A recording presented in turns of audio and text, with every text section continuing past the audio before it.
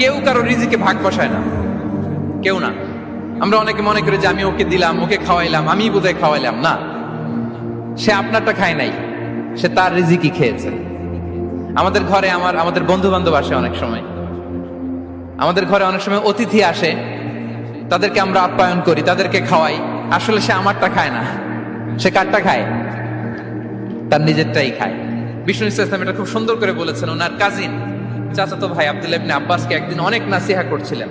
করতে করতে এক পর্যায়ে তিনি বললেন, ওয়া আলাম, ইবনে আব্বাসকে বলছেন, ওয়া আলাম আন্না মা আসাবাকা লাম ইয়াকুন লিইখতিআক ওয়া মা আখতাআকা লাম ইয়াকুন লিইউসিবাক। আব্দুল্লাহ, জেনে রেখো, যেটা তুমি পাওয়ার এটা তুমি কোনোদিন হারাবা না। যেটা তোমার হওয়ার কথা ছিল ওটা তুমি কোনোদিন মিস করবা না। আর যেটা তুমি পাওয়ার কথা না, গোটা বিশ্বের সব শক্তিকে হাতের মুঠোয় আনলেও সেটার দেখা তুমি পাবে না। কেউ কারো রিজিকে ভাগ বসায় না, কেউ না। আমরা অনেকে মনে করি যে আমি ওকে দিলাম, ওকে খাওয়াইলাম, আমি বোধহয় খাওয়াইলাম। না, সে আপনারটা খায় নাই, সে তার রিজিকই খেয়েছে।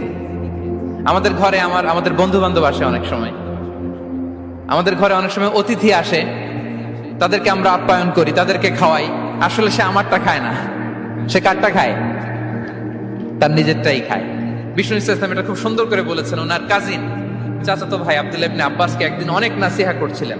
করতে করতে এক পর্যায়ে তিনি বললেন, ওয়া আলাম, ইবনে আব্বাসকে বলছেন, ওয়া আলাম আন্না মা আসাবাকা লাম ইয়াকুন লিইখতিআক ওয়া মা আখতাআকা লাম ইয়াকুন লিইউসিবাক।